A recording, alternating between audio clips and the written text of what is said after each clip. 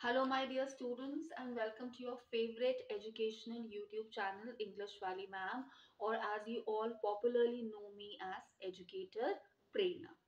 So, आज हमारी OTT series by day 54 Know How to Get the Perfect Score का episode 47 है और आज के episode में हम continue करेंगे some understanding some mind blowing hacks for securing or for getting full marks in reading passage.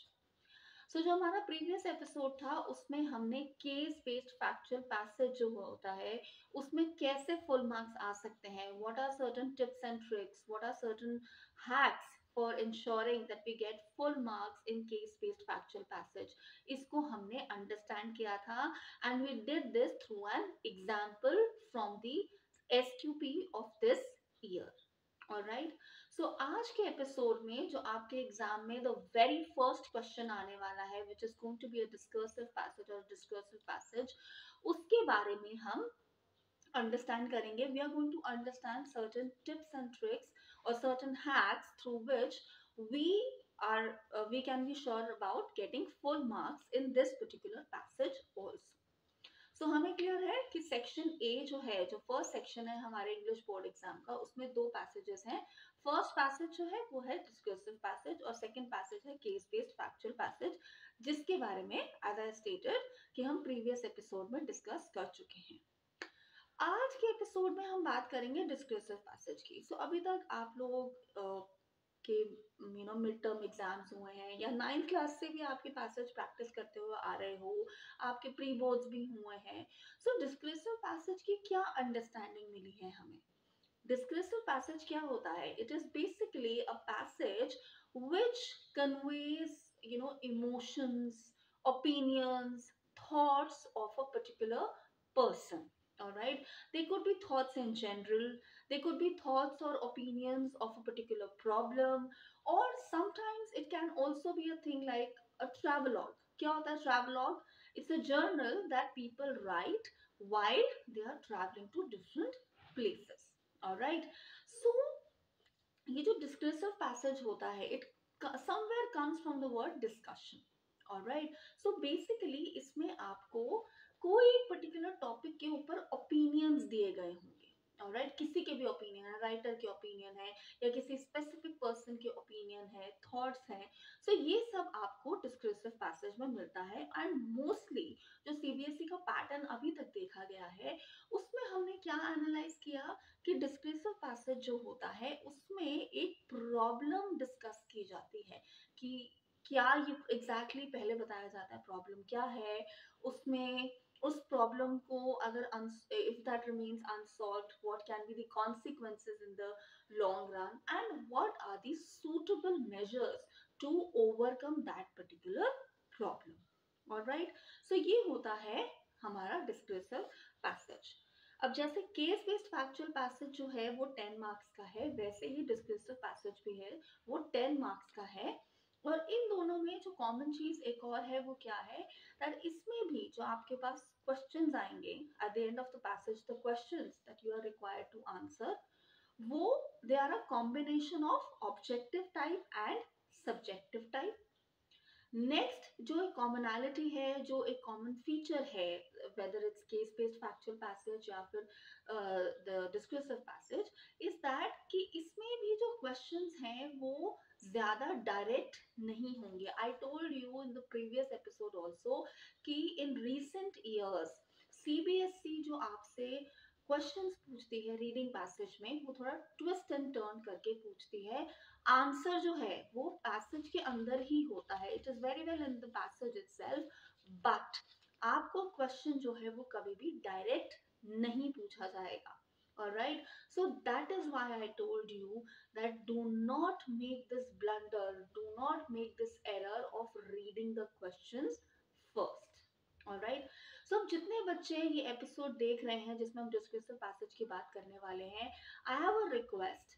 Take 10 minutes, pause the video और आपके सैंपल क्वेश्चन पेपर में जो डिस्कर्सिव पैसेज है उसको अच्छे से पढ़ना है आपने. ऑलराइट, तभी आपको समझ आएगा कि हमने जो पर्टिकुलर आंसर्स हैं वो क्यों चूज किए हैं। जैसे कि अभी तक जिन बच्चे मैम को रेगुलरली फॉलो करते आए हैं उन सबको पता है कि इंग्लिश वाली मैम एजुकेटर प्रेरणा जो है, जो ये वाली मैम है, वो आपको ये बताती हैं कि एक पर्टिकुलर पॉइंट जो है वो आंसर क्यों है। मार्किंग स्कीम तो आपके पास सीबीएसई की वेबसाइट पे भी अवेलेबल है। आपको क्या करना है, आपने आंसर खुद गेस करना है, उसके बाद मैच कर लेना है या नहीं है। बट इंग्लिश वाली मैम से आपको ये पता चलता है कि ये पर्टिकुलर पॉइंट ही आंसर क्यों है। ऑलराइट, सो आज की जो आज का हमारा एपिसोड है उसमें हम डिस्कसिव पैसेज के भी कुछ टिप्स एंड ट्रिक्स को समझेंगे।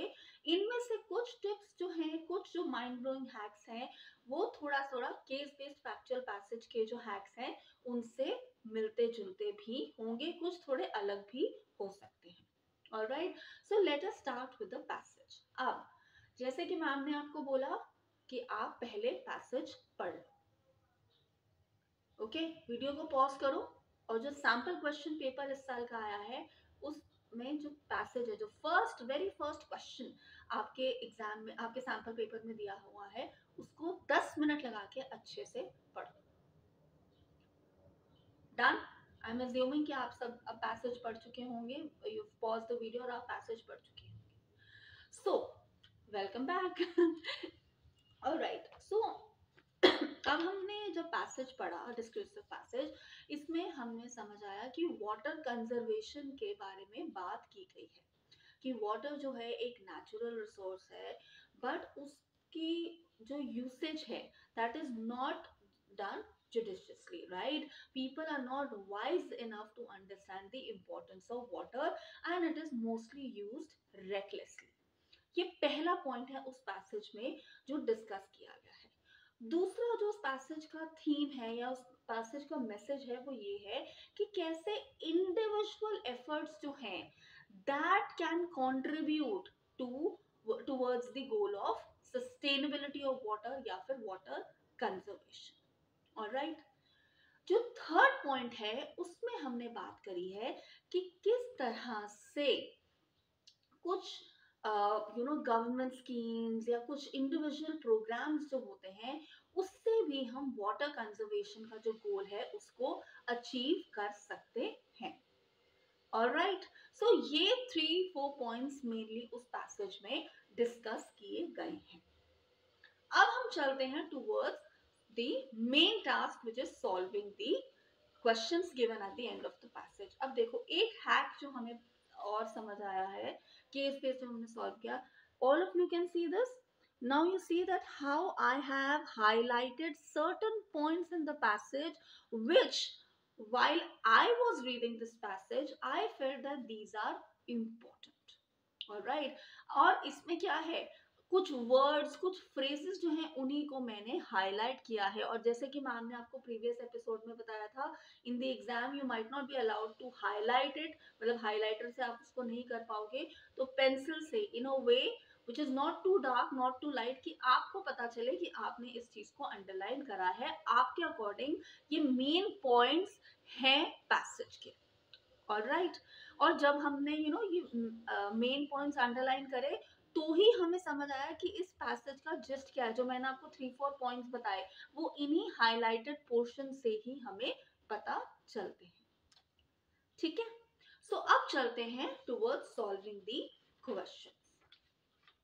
पहला क्वेश्चन देखो, सीबीएसई फिर हम पे कितनी मेहरबान है कि हमें ये बता दिया कि जो आंसर है वो पैराग्राफ 1 में हमें मिलेगा। Like I previously also told you कि सीबीएसई हमेशा बैलेंस्ड तरीके से ही आपको क्वेश्चन पेपर देगी।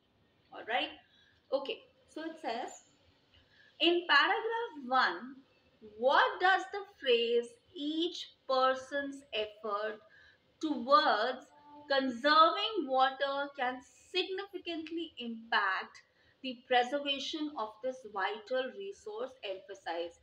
क्वेश्चन में ये पूछा गया है कि ये जो फ्रेज है each person's efforts towards conserving water can significantly impact the preservation of this vital resource, इस फ्रेज जो है ये इसमें किस बात पे एम्फसाइज किया जा रहा है। देखो, फ्रेज में ही क्लियर है कि किस तरह से, अगर आप पैराग्राफ 1 पे आते हो, so it says, so like it says, okay, So each person's efforts, जो last line है paragraph में, each person's efforts towards conserving water can significantly impact the preservation of this vital resource for future. तो ये जो each persons, ये जो keyword है, ये क्या बता रहा है? Individual responsibility towards water conservation. और अगर आप पढ़ोगे तो आगे के पैसेज, आगे के जो पैरा है उसमें इनका आंसर दिया गया है. ऑलराइट, सो ईच पर्सन का मतलब क्या है? Individual responsibility towards water conservation. बेटा मैम आपको यहाँ पर अभी सिर्फ कीवर्ड्स बता रही है, but in the exam you need to write complete sentences. ये चीज केस बेस्ड फैक्चुअल पैसेज में भी ध्यान रखना और डिस्क्रिप्टिव पैसेज में भी. Next, complete the following with the correct option from the two given. अब अगेन ये एक तरह से एमसीक्यू है. It says water is often taken for granted despite its essential nature. अब इसमें अगर मुझे क्वेश्चन को भी डिवाइड करना है, what I can do is I can underline water often taken for granted despite its essential nature. हमें ये पूछा गया है कि वाटर जो है उसको फॉर ग्रांटेड लिया जाता है, हालांकि वो हमारे लिए नेसेसरी है. क्यों? पहला है it is available in abundant, it is easily accessible, making people less aware of its usage. दूसरा पॉइंट ये है, its importance is not always recognized, leading people to overlook its value. ये भी पैराग्राफ 1 में ही आपको आंसर मिलेगा. अब इसका आंसर ऑप्शन बी है. क्यों ऑप्शन ए आंसर क्यों नहीं है? Of course it is available in abundant, शायद कहीं ना कहीं कुछ लोगों के लिए एक्सेसिबल भी है, but is it so easily accessible? No, because अगर जब आप इस पैसेज को ध्यान से पढ़ते हो तो देखो क्या लिखा है, water is one of the most essential resources of earth. देखो मैम ने यहाँ पर हाईलाइट किया, यहीं से मैं आंसर आपको ढूंढ कर दूंगी. देखो इसमें क्या लिखा है, despite its abundance the reality is that only a small fraction of the world's water is fresh and fit for use. देखो मैम ने यहाँ पर हाईलाइट ही कर रखा है. ऑलराइट, सो क्लियरली बताया गया है कि अबंडेंस में तो अवेलेबल है, बट उसका बहुत कम पोर्शन जो है वो हमारे लिए एक्सेसिबल है, वो हमारे लिए यूज का है. क्यों? क्योंकि वो फ्रेश वाटर नहीं है. तो ऑटोमेटिकली सेकेंड पॉइंट जो है वो आंसर हो जाता है कि वाटर फॉर ग्रांटेड इसलिए लिया जाता है क्योंकि उसकी जो इम्पोर्टेंस है उसको रिकग्नाइज नहीं किया जाता, जिस वजह से लोगों को लगता है कि वाटर को तो हम रेकलेसली यूज कर सकते हैं. ठीक है, तो अब देखो किस तरह से जब हमने पैसेज पढ़ा, अंडरस्टैंड किया, उसको अंडरलाइन करे उसमें इंपॉर्टेंट पॉइंट्स. इसीलिए मैंने आप सबको बोला था कि प्लीज प्लीज प्लीज मैम को रेगुलरली फॉलो करो. अगर केजीएफ मेथड अप्लाई करते जा रहे हो अभी तक, तो अभी तक समझ आ गया होगा कि क्यों सैंपल पेपर्स को सॉल्व करना, ऑनेस्टली सैंपल पेपर्स को सॉल्व करना इतना जरूरी है. क्योंकि जितना सैंपल पेपर प्रैक्टिस करोगे उतना ज्यादा ट्रिक्स जो हैं उनको अप्लाई करोगे, उनको समझोगे, so that you can get the perfect score. All right, next question पे चलते हैं. Support the writer's idea that small individual actions towards water conservation are not trivial. Trivial मतलब less important. पैराग्राफ 2 से हमें पूछा गया है कि राइटर ये क्यों कहता है कि जो स्मॉल इंडिविजुअल एक्शंस हैं वो लेस इंपॉर्टेंस के नहीं हैं, उनकी भी कुछ they are also of some value. Why? Because देखो अब आपको इसको पैराफ्रेज करना है. किस पॉइंट को? when multiplied by millions of people, one person does water conservation, second does, third does, fourth, fifth, sixth, seventh, so on and so forth. इससे क्या होता है, एक चेन बन जाती है. millions of people, these actions can lead to substantial water savings. So the actions, individual actions towards water conservation are not trivial, because when multiplied by millions of people, it ultimately leads to water saving. All right, then of course it's a 2-mark question, so आपको उसको अच्छे से explain करना पड़ेगा. Then you have another kind of an MCQ. It says select the option that best reflects the concept of ripple effect in the context of student life at school. Ripple effect मैं आपको बता दूं, कि यहाँ से start हुआ, उसका effect जो है वो आगे आगे उसको बढ़ता रहा। जैसे कि when you throw a pebble in water, in a water body, pond में, जैसे आप एक छोटा सा स्टोन, एक पेबल जो है उसको फेंको, तो बबल बनता है, then it keeps on forming, so that's kind of a ripple effect. तो एक जगह से एक चीज स्टार्ट हुई, उसका इफेक्ट जो है वो बाकी चीजों पे, वही इफेक्ट बाकियों पे भी होता रहा। तो ऑप्शन आपको क्या दी गई है? Students' act of volunteering at a local charity leads to the school administration organizing a large-scale fundraising event. दूसरा है कि student who consistently follows good study practices inspires classmates to improve their own study routine, creating a culture of academic excellence in the class. बहुत clear है, option B is the answer. एक student ने अच्छा culture develop किया, उसको practice किया, उसको देखे देख दूसरे ने किया, तीसरे ने किया, और पूरी जो क्लास है उसका एकेडमिक परफॉर्मेंस जो है वो अपलिफ्ट हो गया। So this is the ripple effect. All right. Then, fifth question I feel somewhere is missing in the paper. Sixth question पे चलते हैं. So, writer has talked about sustainable farming practices in paragraph 4. आपको बताना है इनमें से कौन सी sustainable farming practices. Sustainable का मतलब क्या है? Long run में एक चीज चलने के लिए. Using chemical fertilizers and pesticides, clearing large areas of natural vegetation to expand farmland for organic farming, implementing crop rotation and using organic compost to maintain soil health, and fourth is relying solely on monoculture farming to maximize production efficiently. अब agriculture chapter पढ़ा है ना class 10th में, सो ये answer बहुत clear है, it is option C. इसमें बहुत से बच्चों ने मुझसे आर्ग्यू किया था कि मैम एक बात बताओ, ऑप्शन बी क्यों नहीं हो सकता? बेटा ऑप्शन बी कहता है clearing large areas of natural vegetation to expand farmland for organic farming. आप एक बात बताओ, नेचुरल वेजिटेशन की जो लार्ज एरिया, पहले तो आप हटा रहे हो नेचुरल वेजिटेशन को, फिर उसकी जगह पर आप फार्मिंग डाल रहे हो, तो उससे क्या हो, आपने पहले एक चीज को खराब करा, उसकी जगह क्योंकि और चीज आप लेके आना चाहते थे, so that doesn't make sense. Sustainable क्या है? क्रॉप रोटेशन जो है, एक ही जगह पर अलग अलग क्रॉप्स को आप ग्रो कर रहे हो। कैसे? एक तो आप ऑर्गेनिक कंपोस्ट यूज कर रहे हो, और उस इंश्योर कर रहे हो जो सॉइल है, जो जमीन है जिसमें वो क्रॉप्स उगाए जा रहे हैं, उसकी जो क्वालिटी है, the health of that soil, the quality of that soil is not ruined, in fact वो better हो. So that is sustainable farming practice. Then the second last question, list any 2 points that a powerful message sent to businesses and policy makers about the importance of water conservation. This you can find in para 5 and 6.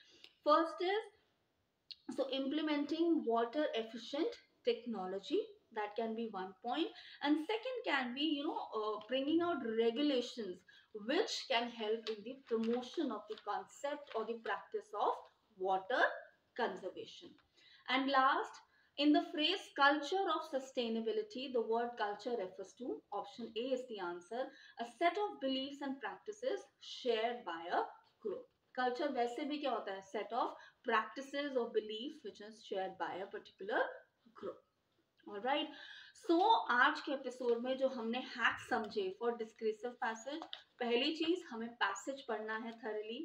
We have to underline whatever is important, and third, we need to keep on going back to the passage to ensure कि जो keywords हमारे questions में है वो passage से कैसे link हो रहे हैं, and then we can read 2 or 3 lines above and 2 or 3 lines below to find the answer. And of course, the other thing is that we must know how to paraphrase the given statements. All right, so that's about it. And now I'm going to meet you in episode 48. Till then, I wish all of you the very best.